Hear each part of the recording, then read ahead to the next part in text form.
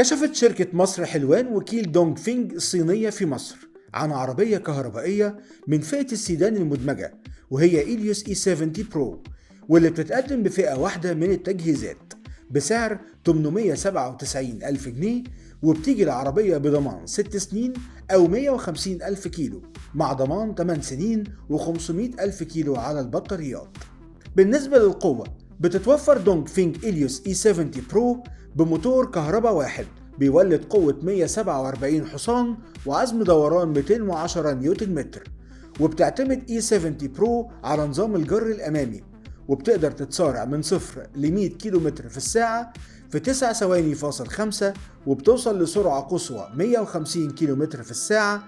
وخلال المؤتمر صرحت الشركة إن دونج فينج إليوس E70 برو بتستخدم نفس هيكل بناء العربيات اليابانية زي نيسان بلو بيرد وسنترا.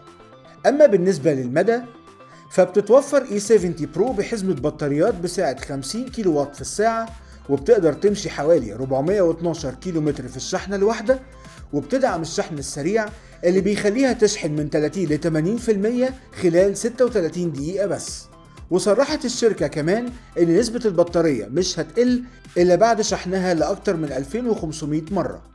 بتتوفر إليوس E70 برو كمان بتجهيزات أمان كتيرة زي نظام التحذير من المشاة على السرعات البطيئة، ونظام المساعدة في صعود المرتفعات HSA، ونظام التحكم الإلكتروني في الجر TCS، ونظام الثبات الإلكتروني ESP، ونظام مساعدة الفرامل PA، ونظام مراقبة ضغط الإطارات TPMS، وإيرباجز للسائق والراكب الأمامي وغيرها من التجهيزات.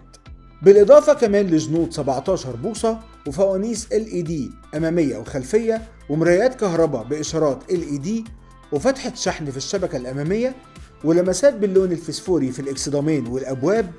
وبالنسبة للمقصورة والمساحات، فبتكون بشاشة 12.3 بوصة وعدادات ديجيتال 10.4 بوصة وكراسي جلد وعجلة قيادة متعددة الوظائف وفتيس كهرباء ومثبت سرعة وتكييف اوتوماتيك وشنطة 502 لتر وغيرها.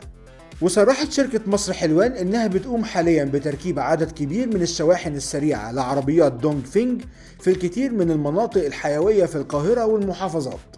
وصرحت الشركة كمان ان إليوس E70 برو هتوفر ما بين 200 ل 250 ألف جنيه من تكلفة البنزين والصيانة خلال 100 ألف كيلو متر من الاستخدام.